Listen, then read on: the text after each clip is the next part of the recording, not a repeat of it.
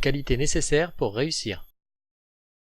Alors, l'élève qui souhaite s'engager dans cette filière doit réfléchir en amont à ses capacités à répondre au concept de prendre soin, un concept qui fait appel à des qualités indispensables, telles que l'écoute, la communication, la discrétion, la bienveillance, la patience et l'organisation. Mais l'exigence des métiers du soin réclame également un sens fort des responsabilités et du travail en équipe. L'organisation de la formation. Alors comme tout baccalauréat professionnel, ce baccalauréat à SSP est une alternance entre des périodes de cours et des périodes de formation en milieu professionnel.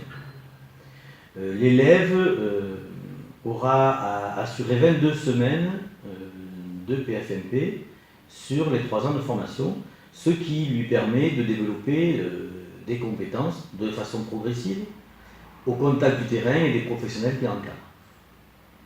En termes de contenu, l'élève va retrouver un enseignement général classique qu'il connaît déjà, mais une nouveauté, l'enseignement professionnel, notamment une matière particulière comme les sciences médico-sociales, qui lui permettront de découvrir les caractéristiques des publics dont il aura à s'occuper. La biologie, la microbiologie appliquée, des travaux pratiques, ergonomie, soins, préparation de collation, travaux pratiques en hygiène, des cours de nutrition, d'économie et de gestion.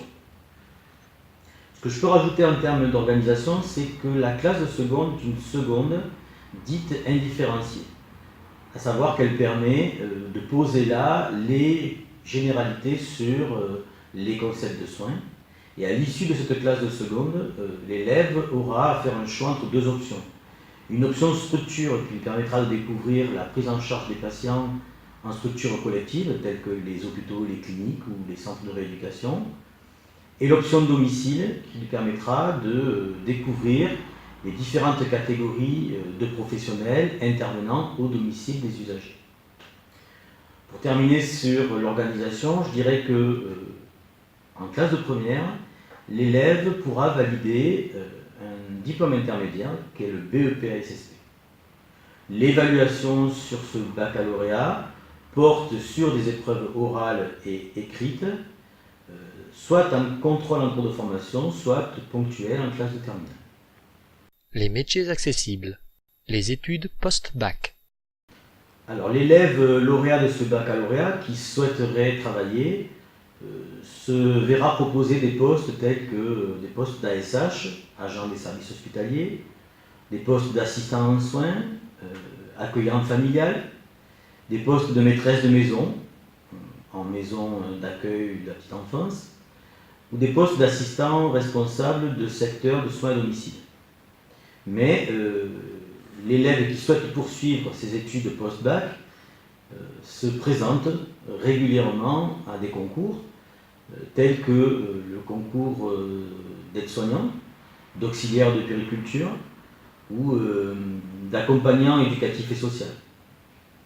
Certains tentent les concours de moniteur éducateur ou diplôme de niveau 3, concours infirmier, éducateur spécialisé, ou le BTS et ESF, économie sociale et familiale. Donc si vous pensez avoir les qualités requises et que l'expérience du soin tente, je ne peux que vous encourager à vous inscrire dans ces filières enrichissantes. Donc rapprochez-vous de vos professeurs principaux qui, dès la classe de 3e, vous aiguilleront quant à la démarche d'orientation.